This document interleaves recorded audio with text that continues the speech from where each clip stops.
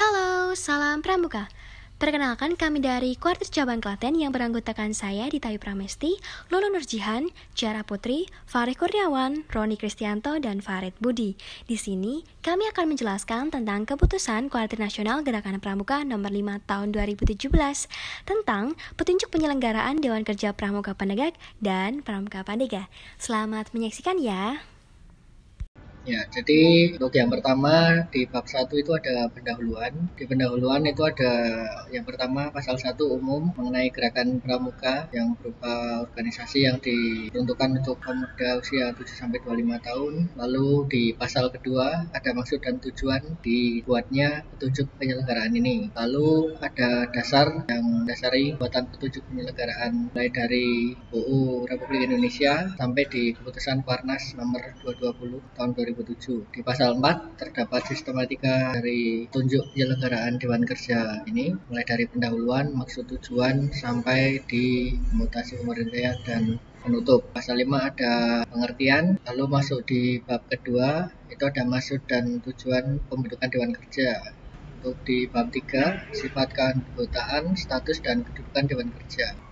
Saya akan menjelaskan bab 4. Itu di sini tertera fungsi. Yang pertama ada fungsi. Di antaranya ada pelaksana keputusan-keputusan musyawarah dan sidang paripurna yang telah disahkan oleh kuartirnya. Terus yang kedua ada tugas pokok. Nah, tugas pokok di sini di antaranya ada pelaksanaan keputusan-keputusan panitra yang telah disahkan oleh musyawarah kuartir. Selanjutnya ini teman-teman bisa nyimak nantinya ya. Terus selanjutnya ke bab 5, yaitu tentang tanggung jawab dan laporan Dewan Kerja.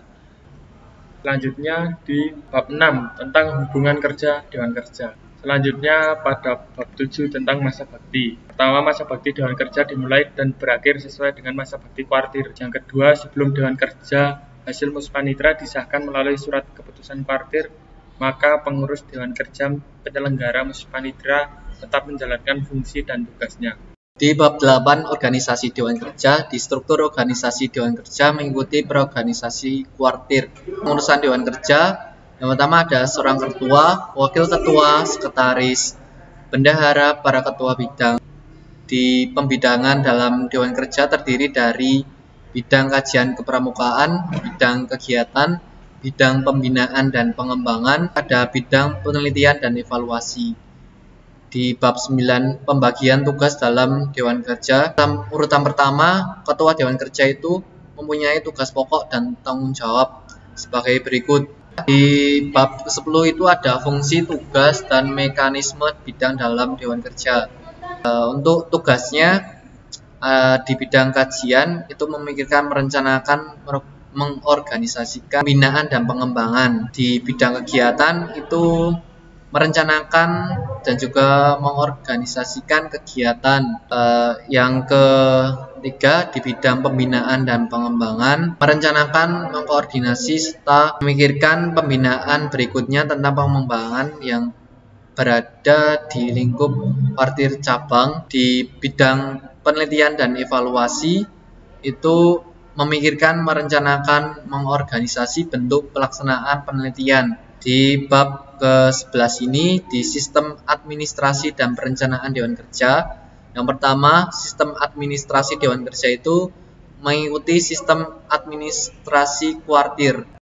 Baik, selanjutnya mengenai keuangan Dewan Kerja pada bab 12. Jadi pada keuangan dalam Dewan Kerja menjalankan fungsi dan tugas pokoknya dikelola dan dipertanggungjawabkan oleh Dewan Kerja dan mengikuti sistem keuangan yang berlaku pada kuartir. Lalu poin kedua yaitu sumber keuangan Dewan Kerja yang diperoleh yang pertama dari alokasi dari kuartir cabang atau kuartir ranting masing-masing. Lalu yang kedua yaitu usaha dana Dewan Kerja. Lalu yang ketiga yaitu iuran peserta kegiatan. Lalu yang terakhir, hal-hal lain yang berkenaan dengan pendanaan kegiatan Dewan Kerja akan diatur oleh Dewan Kerja yang bersangkutan atas persetujuan kuartir masing-masing. Lalu bab selanjutnya yaitu mengenai sangga kerja, kelompok kerja, dan unit kerja. Sangga kerja dibentuk sebagai pertanggungjawaban kepada kuartir melalui Dewan Kerja. Lalu selanjutnya yaitu Dewan Kehormatan Dewan Kerja. Dewan Kehormatan berkedudukan sebagai dewan yang mengawasi pelaksanaan kode kehormatan dan kegiatan bagi anggota Dewan Kerja. Lalu bab selanjutnya yaitu rapat-rapat dalam Dewan Kerja. Dalam Dewan Kerja terdapat beberapa rapat, yaitu ada rapat pleno, rapat terbatas, rapat bidang, rapat koordinasi, rapat konsultasi, dan rapat-rapat lain.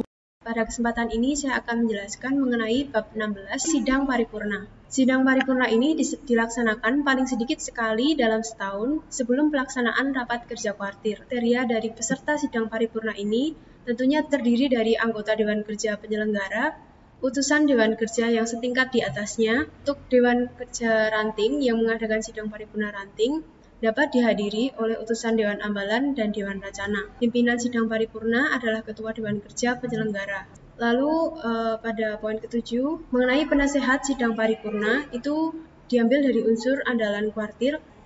Lalu hasil sidang paripurna akan disampaikan dalam rapat kerja kuartir. Lalu lanjut mengenai bab 17 yaitu bab mengenai musyawarah. Muspanitra atau musyawarah pramuka penegak pandega putri putra ini dilaksanakan di akhir masa bakti Dewan Kerja. Lalu untuk jumlah utusannya itu sesuai dengan kebijakan Dewan Kerja penyelenggara. Lalu mengenai hak dan kewajiban peserta Muspanitra bisa dilihat di sini, dan juga pimpinan Muspanitra itu dipimpin oleh presidium yang anggotanya dipilih dan dari peserta Muspanitra.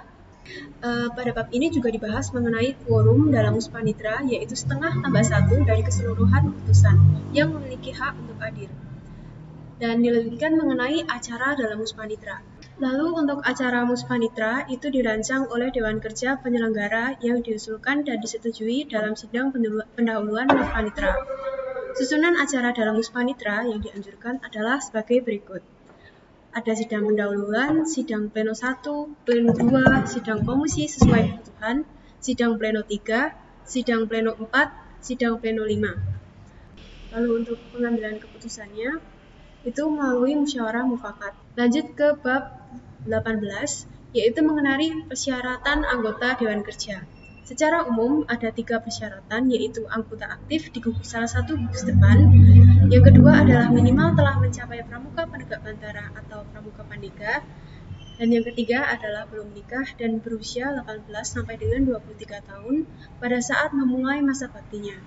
Baiklah, saya Dita Pramesti akan menjelaskan bab ke-19, 20, dan juga 21, di mana yang pertama ini bab 19 tentang proses seleksi anggota Dewan Kerja. Nah, untuk seleksi Dewan Kerja itu dilakukan dengan suatu proses. Nah, tahap dan bentuk prosesnya itu dilakukan oleh tim formatur Dewan Kerja yang ditetapkan dalam Muspanitra. Nah, untuk proses seleksinya itu sesuai dengan petunjuk yang telah ditetapkan. Selanjutnya, bab ke-20 tentang hak dan kewajiban anggota Dewan Kerja. Dewan Kerja memiliki hak dan kewajiban yang sama dalam pelaksanaan tugas pokoknya. Selanjutnya, bab ke-21 tentang mutasi dan pemberhentian dan penggantian anggota Dewan Kerja. Nah, seorang anggota Dewan Kerja dapat dimutasi tugasnya apabila anggota tersebut bersangkutan tidak efektif menjalankan fungsinya, kemudian diperlukan adanya penyegaran untuk memberi pengalaman Dewan Kerja. Mutasi anggota diatur dalam pelaksanaan berdasarkan persetujuan dalam rapat pleno Dewan Kerja tersebut. Masalah mutasi anggota dapat disampaikan pada rapat pleno Dewan Kerja berdasarkan yang satu, usul anggota yang akan dimutasi, atau usul 2/3 dari jumlah anggota Dewan Kerja yang bersangkutan setelah dikurangi jumlah anggota yang diusulkan untuk dimutasikan. Mutasi anggota dapat dilakukan pada seluruh jenis, fungsi, dan kedudukan anggota.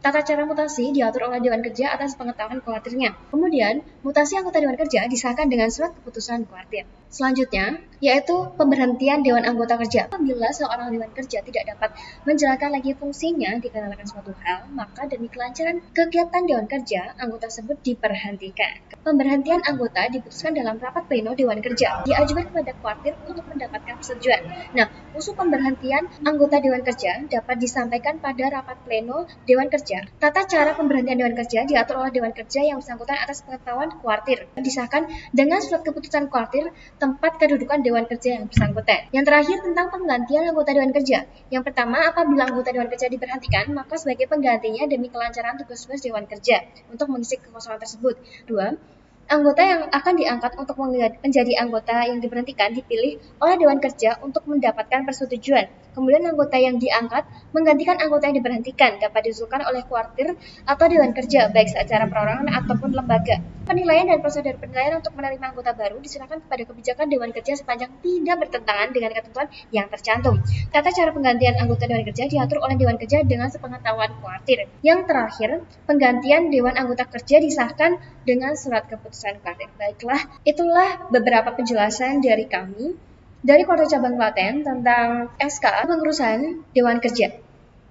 Kembali lagi, kami mohon maaf apabila ada kekurangan dan salah kata, kami mohon maaf yang sebesar-besarnya.